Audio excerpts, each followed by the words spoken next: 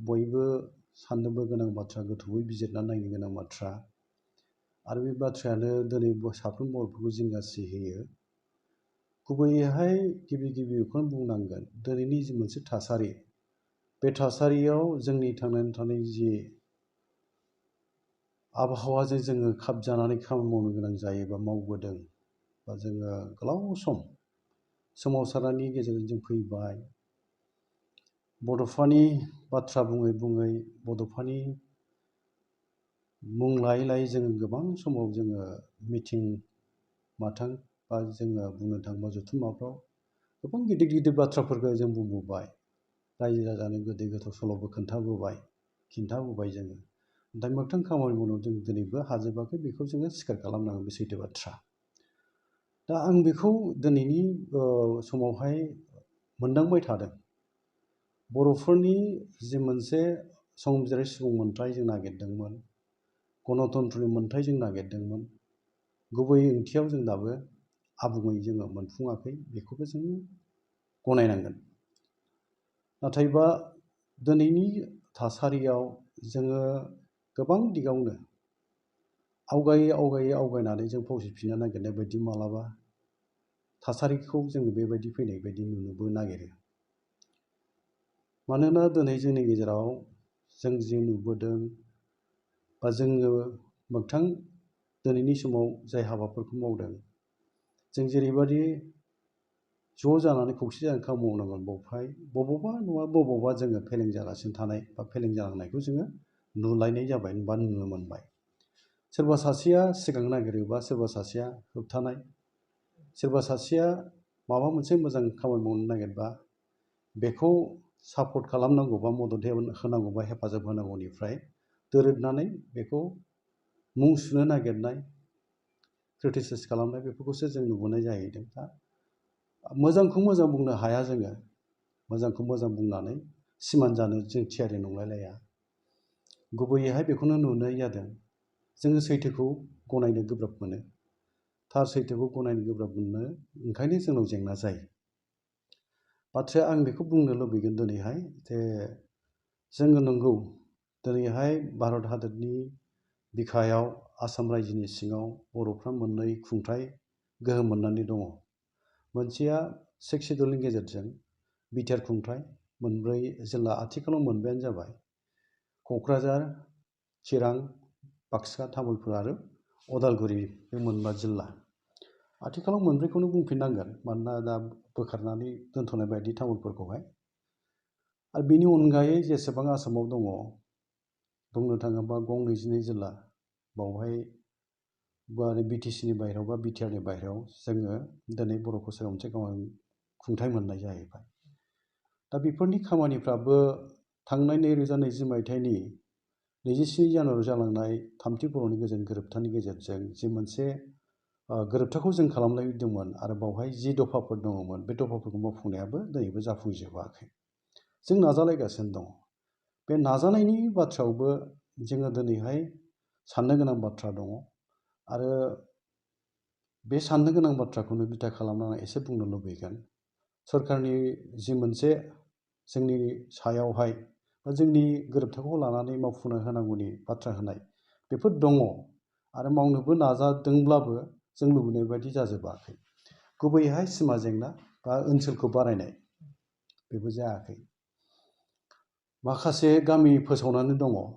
थांनाय 26 जानुवारि बावहाय आसामनि गिबि मन्थ्रि मानगोनां डक्टर हिमन्त बिश्व शर्मा बिथाङा फोसावदोंमोन, आरो बावहाय फोसावनायाव रोखा जादोंमोन गं 60 गामियाल'नो सनितपुर बिश्वनाथ जिल्लानि सिङाव थानाय गं 60 गामि, बेल'नो फोसावजादों। दा गोबां ओनसोल दङ, गोबां गामि दङ, जाय गामिफ्राव बर'फ्रा खोब मैखोमै रायजो जानानै दङ, नाथाय बे गामिफ्रा हाबथ'वाखै। रायलायनायनि मोनसे लामा दोनबावदों। दा बेसेबां सोनो हागोन सोनो हाया, बियो समनिबो बा जोङो नेनांगौनिबो बाथ्रा थाबावबाय। दा जोंनि रायजो राजा आइ आफाया लुबैदोंमोन माबा मोनसे फाइनाल जानांसिगौ बा जोबथा जोंनि जेंनानि सुस्रांनाया जानांसिगौ, बेखौ लुबैनायफ्रा गोबांनावनो दङसै। नाथाय जों लुबैनाय बायदिबो सोरखारा मावनानै होनायाव हाजोबाखै बा जों लुबैनाय बायदि जायाखै बेखौबो जों गनायनांगोन। दा जोङो बेखौनो मोनदांदों दा जेरावहाय जोंनि बर' कसारि अनसायगाव खुंथाइनिबो गामि फोसावनायनि खामानि बा बियाब दानांगौनि खामानि बिसायख'थि खालामहैनांगौ खामानि बेफोरबो दा जों लुबैनाय बायदि जायाखै। आरो जोंनि रां मोननांगौफ्रा रां बावजायाव जों जेरैबायदि रां मोननांगौमोन बर' कसारि अनसायगाव खुंथाया बेखौबो जोङो लुबैनाय बायदि मोनाखै। मानोना गामियानो दाबो सोरखारनि खान्थि बायदि फोसावजायाखै। ओंखायनो बिटिसिनि बाहेरायाव बा बिटिआरनि बाहेरायाव बर' सुबुं अनजिमा बेसेबां दङ, गामिया गंबेसे दङ, बेयो सोरखारनि खान्थिजों फोसावजायागौमानि जोंनि रां मोननायफ्रा बिदिनो जेंनाजों मोगा मोगि जानो गोनां जानानै थाबावगोन। ओंखायनो जों जेसे हायो एसेबां खौसेथि बर' सुबुं आफाद, दुलाराय बर' फरायसा आफाद बा बर'नि माहारि गौथुमफोर बा जोङो बर' कसारि अनसायगाव खुंथाइनि जों बिबानगिरिफोर बा बिटिआरनि बिबानगिरि मानगोनां प्रमद बर' बिथांजों लोगोसे दुलाराय बर' फरायसा आफादनि मानगोनां दैदेनगिरि बिथांमोन जोङो सम सम रायलायदों आरो सरकारखौ बुंनाय जादोंबाबो जों लुबैनाय बायदि बियो खामानियाव फैयाखै। दिनै बर' बिजोंनि बाथ्राखौनो बुं, बेवहायबो जोङो गोरोबसे गारांजों बा खौसेयै जोङो थांखि लानायावहाय दाबो हाजोबाखै। दा बर' बिजोंनि बिजाबनि बाथ्राफोरनि जेंनाखौथ' खोनादोंबो, नाथाय बियो माब्रै जाहैगोन, बोरै लांनो नागिरदों, बियो समबो लाबावगोन। बर' रायजो राजा जायखौ लुबैदों, जेरै लुबैदों आरो बे लुबैनाय बायदि आरो बर'नि मोनसे बै समनि बाथ्राखौ गोसोखांलाय लायोबा बर' बिजोंनि सायाव जोंनि मान होनांगौनि बाथ्रा बा बर' बिजोंखौ जोङो जोंनि बिजों हिसाबै जों लानानै जोङो गोलाव समागान सुरबोबाय। दा बेफोरखौ लानानै गोबाङानो गोबां बाथ्रा बुङो। दा बेखौ बिथा खालामनानै बा नोजोर होनानै बर' बिजोंखौ लानानै आवगायनांगौआ बा बर' बिजोंखौ मान होनांगौआ बा बर' बिजोंजों जोङो सोलोंथाइ लानांगौआ आरो आथिखालनि भारत हादरनि निउ एजुकेसन पलिसि बुंनो थाङोबा NEP-नि बाथ्रा, बेफोरजों जों बोरै खाब जानानै खामानि मावनांगौ बे बाथ्राफ्रा बावहाय फैयो। दा ओंखायनो जों जायखौ थांखि लाहैगोन बेयो मोजां थांखि जानांगौ आरो बयजोंबो आजावजाथाव जानांगौ आरो जों बेवहाय खौसे जानानै थांनांगोन, बेखौ आं लुबैयो। दा गासै सोरबिथिंखौ नायनानै नोंथांनि सोंनायाव बर' हारिनि दानि थासारि हालोद आरो इयुन नोजोरखौ बुंनो थाङोबा आं नैबेखौसो बुंगोन जे जोङो दिनैनि थासारियाव बेखौनो रोखा जायो आरो आंनि बुंनो गोनां बाथ्राया बे आथिखालखौ जों मोजां खालामनो हायाबा इयुनखौ मोजां जाहैगोन होननानै मिजिंथिनायाबो गोब्राब। दिनैनि समखौ जोङो मोजां खालामना लानो हाखायाबा इयुनखौ मोजां जाहैगोन होननोबो गोब्राब। आरो आं बेखौनो बुंनो लुबैगोन जे थांखांनाय बोथोरफोर जाय समफ्रा जोंनि थाखाय गिलु बालुमोन, सोमावसारनायजों जोङो बिदाय होबोबाय थांबाय, बे सोमावसारनायनि गेजेरजों मा मोनबोखो, मा मोनबोदिया, मा गोमाजाबोखो, बेफोर गोबां बाथ्रा जेराव जोङो संबिजिरारि सुबुं मोनथाय नागिरनानै गणतन्त्रनि मोनथाय नागिरनानै बर' हारिखौ खौसे खालामनाय सोमावसारबोनायाव गोबां जोंनि गेजेरनिफ्राय आगोमा बर' सुबुंफोरखौ जोङो जोंनि बिर जोहोलावजोफोरखौ जों खोमाना लांबोबाय। दा बेनि गेजेरजों जों जि मोनफैदों बे मोनफैनायखौ जों मोजाङै बेसेबांसिम ज' जानानै बाहायनो रोंदों बा जोङो जे जुजिबावनांगौ दं बेनि थाखाय जों बेसेबां साग्रिद सांग्रां, बेफोर सोंनाय फैयो। दा ओंखायनो आं बेखौ बुंनो लुबैगोन जोङो दिनैनि समावहाय बर' हारिनि गोजोननायनि बा मोजांथार माबा मोनसे जाफुंथारबाय होननानै जों बिखा बुंनानै बुंनो हानायनि दा बे सम नङा आरोबा गोजोनथाव सम जादों होननानै बुंनो लुबैया। मानोना आंनि मोन्दांथियाव जुजिनाय आरो दंबावो, जुजिलांबावखानांगोन जोङो। दा बाथ्राया बेनो, आङो नोजोर होदों दानि बे हालोदाव जोङो मोनसे आंखाल जोङो नारसिनजाबाय थानायखौ जों मोनदाङो। बे आंखाला जाहैबाय खौसेथिनि आंखाल। गोबां समाव गोबां बाथ्रा बुंबोनाय जाहैबाय, खौसेथिनि बाथ्रा बुंनाय जाहैबाय आरो जोङो बर' हारिया दिनैहाय बुंनो थाङोबा सा सानजा भारताव बयनिख्रुइबो देरसिन ट्राइबेल हारि। नाथाय बे ट्राइबेल हारिनि हालोदा दिनै मा जानो थांदों, बेफोर साननो गोनां बाथ्रा, जिंगासिनोबो गोनां बाथ्रा। बर' हारि हिसाबै जोङो दिनैबो, आंथ' बुंबोदों सम सम, गासैबो गावबागाव लुबैनाय हाबिलासफोर माने हास्थायसुला जि मोनसे जोङो लुबैनाय गोहो सिख'लायनायनिफ्राय गोजान जानानै जोङो ज' जानो हायोबा एटलिस्ट उइथिन दा 10 years आंनि मोन्दांथियाव 10 बोसोरसोनि गेजेरावनो जों खौसे जानानै मोजाङै खामानि मावलायलायोबा गोबां दिगावनो जोङो आदाय खालामना लानो हानायबो खाबु दं। आं सम सम बुंबोबाय थादों इउनाइटेड पलिटिकेल स्ट्रागलनि बाथ्रा, खौसेथि राजखान्थि जांख्रिखांनायनि बाथ्रा, सोमावसारनायनि बाथ्रा। मानोना आं मोनथिगौ बा जों मोनथिलायगौ जे आसामाव गोबां बियाबफोर दङ, जाय बियाबफ्राव बर' भटार्सफ्रा गोबां दङ। बर'नि भटार्स बा भटखौ लानानै दिनै खुंथायगिरिफोर जायफोर माने बिजेपिनि बा गुबुन दोलोनिबो जानो हागौ, जोंनि भट लानानै बिसोर देरहालाङो। दा जेराव जों होबासो भटआ देरहायो बा माने बिसायख'थियाव देरहायो आरो जोङो होआबा जेननाङो। दा बेबायदि गोबां बियाब दङ। जों अनजिमाखौ सानबाय। आं दिनै बेखौनो बुंनो लुबैगोन जे जेराव जों थायोब्लासो, लोगोआव थायोब्लासो सरकारा जायो, जों थायाबा सरकारा जाया। जुदि जों खौसे जायोबा बेखौ खालामनो हायो। जों खालामनो हायो खौसे जायोबा। दा खौसे जायैनि थाखायसो जों बेसेन मोनाखै। जेब्ला जों खौसे जागोन, इउनाइटेडलि जोङो पलिटिकेल जेब्ला बिसायख'थि फैयो, बिनि सिगाङाव जोङो बाथ्राफोरखौहाय नारसिननायनि खाबु फैयो। जोंनि जेंनाफोरखौ लानानै नारसिननायनि खाबु फैयो। बे खाबुखौ जों लानो हायो। नाथाय जों दिनै लानो हायाखै। मानो? हालोदा जोंना खौसेथि गैयिनि थाखाय जों लोरबां बुङोबा बांद्राय बुंनाय जानाय नङा। आंनि मोन्दांथियाव दिनै आंनि नुनायाव मानगां प्रमद बर' बिथाङा जि खामानिखौ मावनो नागिरदों, बेवहाय बर' एज ए हल हिसाबै खौसेयै माने बिटिआरनि सिङाव जेसेबां बर' रायजो राजाफोर दङ ज' जानो हायाखै। दा ज' जानो हायैनिबो गोबां जाहोन थानो हागौ, जाय जाहोनखौ लानानै बिथांमोनहा गावसोरनि गेजेराव बिजिरलायो, सावरायलायो, बा राजखान्थि गोहोनि थाखायनो जानोबो हागौ। राजखान्थिनि गोहो सेलायलायनायनिबो बाथ्रा फैनोबो हागौ बेवहाय। बिजिरनानै नायनो गोनां बाथ्रा। नाथाय आं नुनायाव फैगासिनो थानाय लकसभा जि बिसायख'थि फैगौ, बिनि बोसोरसे उनावनो 2024 मायथाइयाव लकसभा जागोन आरो 2026 मायथाइयाव एसेम्बलि इलेक्सन फैगोन। बेफोरखौ दानिफ्रायनो नोजोर होखानानै जोङो जोंनि गेजेराव मेकानिजम माखासे बानायोबा बा जोंनि गेजेराव सावरायलायनानै मोनसे गोग्गो बिथांखि लानानै खौसेयै खामानि मावोबा जाफुंनि बाथ्रायानो गैया। आं बिदि मोनदाङो आरोखि। 10 बोसोरसोल' जोंनि लुबैनाय हास्थायनायफोरखौ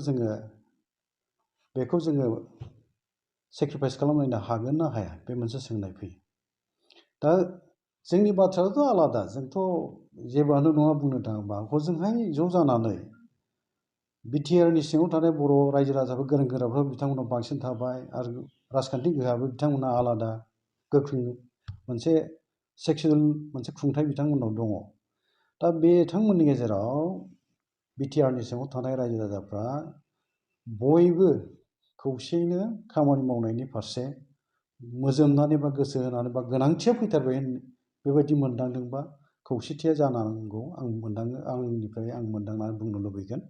आरो आं बेखौनो नोजोरखौ होबावदों, जुदि जोङो थार बाथ्राखौ, सैथोखौ गनायनो थियारि जायाब्ला फैगासिनो थानाय 2024 मायथाइनि लकसभा बिसायख'थियाव देरहानांगौआबो गोरलै नङा। जोंथ' खेबनै जेनबायानो बर' हिसाबै। बै समावथ' बुंनांगोन जोङो क'क्राझारानो बर'नि मोनसे उथुमाय, बर' हारिनि सिनस्रि बिथा जायगा। बे जायगाया बे लकसभा बिसायख'थियाव जों खेबनै लासैसो जेननांबाय, गुबुनासो देरहालांबाय। दिनै पार्लियामेन्टआव, लकसभा बा पार्लियामेन्ट, इन्डियानि पार्लियामेन्टआव बर'फोरनि जेंना जेथोनि सायाव बाथ्रा बुंनो जोंहा एमपि गैया बुंनो थाङोबा। रायजो सभानि एमपि सासे बिथां नै दाख्लै देरहानानै थांबाय। जोङो जेरावहाय बेसेबांबा गोबाव समनिफ्राय क'क्राझार लकसभायाव देरहाबाय थाबोदोंमोन, जोङो लासैसिन खेबनै जेननाया बे सैथो माने जोंनि थाखाय बिजिरनानै नायफिननो गोनां बाथ्रा बायदि आं सानो आरोखि। आरो गोरोन्थिया जोंहा बहा जाखो, बे गोरोन्थिखौ जों मानो सुद्रायनो हाया आरो गोरोन्थिखौ सुद्रायनानै जों मानो ज' जानो हाया, बेफोर बाथ्रा फैयो आरोखि। दा ओंखायनो आं बुंनो लुबैनाया फैगासिनो थानाय क'क्राझारनिल' बाथ्रा नंला बियो। जायखिजाया लकसभा बिसायख'थिनि सिगां जोंनि गेजेराव गले गले सावरायनाया जानांगौ। आरो सावरायनानै बबेहाय जोंहा गोरोन्थि थालायलायदों आरो बबेहाय जों गनायलायनो हायाखै, बेखौ जुदि जोङो सुस्रांलायनो हायोबा आं सानो माने फैगासिनो थानाय समफ्रा जोंनि थाखाय मोजां मोनसे गोजोन जानो हागौ आरो फिथाइ जों मोनहैगोनखौ जों मिजिंथिनो हायो। नाथाय दानि बायदि एना एनि, हिंसा हिंसि बे रोखोमै सोलियोबा, खौसेथि गैयै मोनसे लामाजों जों आगान सुरलायोबा, बेवहाय जोङो मिजिंथिनो हानाय नङा। जेननायखौनो जोङो आरोबाव गनायहैनांनो हाबावो, गोनां जाहैनो हागौ। दा बेबायदि गले गले जेननांनायनिफ्रायबो जुदि जोङो बुंनो थाङोबा बेनिफ्राय जोङो मिथिनानै लायाबा जेननायनिफ्रायनो जों सोलोंनानै लायाबा बबे समावथ' आरो माथो मा जाहैबावगोन फालाय बे मोनसे सोंनाय फैयो। ओंखायनो आं बुंनो लुबैनाया दिनैहाय बेनो बाथ्राया सैथोआ जों खौसेथि गैयिनि थाखाय दिनै NDP बिदा फंबायफोर जायफ्रा जोबथेसालियाव दङ रन्जन दैमारि बिथांनि बाथ्रा आरो गोबां जोंनि मावथिफोर जायफ्रा जोबथेसालियाव जोबजानानै दं सोरबाया जिउ साजा होजानानै दङ बेखौ बख'नांगौब्ला आगोलावबो आं बुंबाय जे जोङो जायफ्रा सागान होदोंमोन सागान होगिरिफोर गोरोबथायाव 2020 मायथाइनि 27 जानुवारि गोरोबथा बिटिआर गोरोबथा बेनि सागानगिरिफ्रा ज' जानानै भारतनि गाहाय मन्थ्रि आरो नखर बिफान मन्थ्रि बिथांमोनजों रायलायहैयोबा लामाया थारैनो ओंखारगोन बेखौ नुयो। आरो आसामनि गिबि मन्थ्रि मानगोनां डक्टर हिमन्त बिश्व शर्मा बिथांखौबो जोङो नारसिननायनि बाथ्रा बुंनो हायैनि बाथ्रायानो थानो हाया जों ज' जायोब्ला नाथाय जोङो गोबां दिगाव गोबां जाहोनाव जोङो ज'आनो जानो हाबोआखिसै जायनि जाहोनाव जों नारसिननो हाया बेबो जाहैबाय। दा ओंखायनो आंनि नुहुरनायाव जेब्ला जों इउनाइटेड जानो हागोन खौसे जानो हागोन ज' जागोन अब्ला राजखान्थि फोथारावबो जोङो गिलु बालु गोहोम खोख्लैनो हागोन आरो जोंनि जेंना जेथोखौ लानानै जोङो बुंनो हायो सरकारखौ नारसिननो हायो। खाबुआ फैयो जिहेतु सावरायनायनि जे जोंहा नैबे दाबि दावा सुस्रांजायाखै नैबे दफाफ्रा एकर्डनि बा गोरोबथानि बेफोर सुफुंजायाखै जोंनो सुफुंना होयोबा नोंथांमोनजों जों दङ नङाबा जों गैया बेफोर बाथ्राखौ बुंनायनि लामा फैयो आरोखि। नाथाय जोङो दिनैहाय बेखौ बुंनो हानायनि बा बुङोब्लाबो जेबो बेसेन होजानाय नङा मानोना जोङो ज' जानानै जेबो खामानि मावनानै दिन्थिनो हायाखै। दा बे जोंनि आंखाल क्राइसिस बेखौ जोङो माब्ला फोजोबनो हागोन फोजोबहैनो हागोन बे साननो गोनां बाथ्रा बयबो साननांगोन बयबो बिजिरनानै नायनांगोन। दा रन्जन दैमारि बिथां आयेननि गेजेरजों जिबायदि मोनसे साजा होजाबाय बा जोबथेजानानै दङ आरो माखासेफ्रा जेरैबायदि आयेननि गेजेरजोंहाय दाय होजाबाय जोबथेसालियाव थांनानै जिउ साजा होजानायनि फोसावजाबाय बिसोरखौ गोरलै गहोनांगौआ बियो जों बुंनो थाङोबा बाहेरायाव थानाय मानसिफ्रा गोरा जायाबा इउनाइटेड जानानै गोरा जायाब्ला एफाबां गोरलै नङा आरोखि गनांगौआ। ओंखायनो लामाया ओंखारगोन आंहा फोथायनाय दङ जेब्ला जों ज' जायो आरो जेब्ला गासै सागानगिरिफ्रा थांनानै जोंनि भारत हादरनि मानगोनां गाहाय मन्थ्रि नरेन्द्र मदि बिथां आरो नखर बिफाननि मन्थ्रि भारत हादरनि अमित शाह बिथांमोनखौ जोङो खावलायहैयोबा लामाया थारैनो माबा मोनसे फैनो हागौखौबो नुनाय जायो। आरो मोनसेया जाहैबाय जोङो ज' जानायखौ खोन्थानो हागौ मानि गोनां बेसेन मोननांगौआबो गोब्राब बावहाय थांनायनि सिगां जों ज' जानो हानायनि माबाफोर खोन्थानो हायाबा बेबो जे बेसेन मोनगोन एसे साननो गोनां बाथ्रा।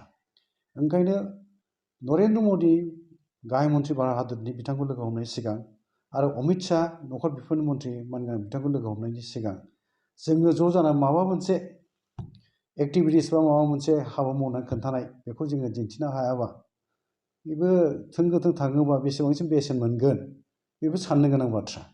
नाथाय लामाखौ दिहुननांगोन लामाया थारैनो ओंखारनो हागौ आरो बोरैबा जोङो जोंनि जोबथेनानै दोनजानाय बिदा फंबायफोर जायफ्रा बर' हारिनि थांनानै थानायनि उदांस्रि नागिरनानै मोन्थाय नागिरनानै जुजिसोमदोंमोन बावसोमदोंमोन गावखौनो जोबजाबाय दिनै हमनानै बा एरेस्ट खालामजानानै जोबथेजानानै दङ बिथांमोनखौ बा बिथांमोननि थाखाय लामा नागिरनांगौआ बयबो सानदों आं मिन्थिनायाव बयबो सानदों द्राय बर' फरायसाफोरबो सानदों खौसेथि बर' सुबुंआफोरा सानदों गोबां बर'नि माहारि आफादबो सानदों आरो जों खुंथायाव थानाय गोबाङानो सानदोंल' नाथाय साननायखौ मोगथां महर होनो जों ज'आनो जानो हायाखै।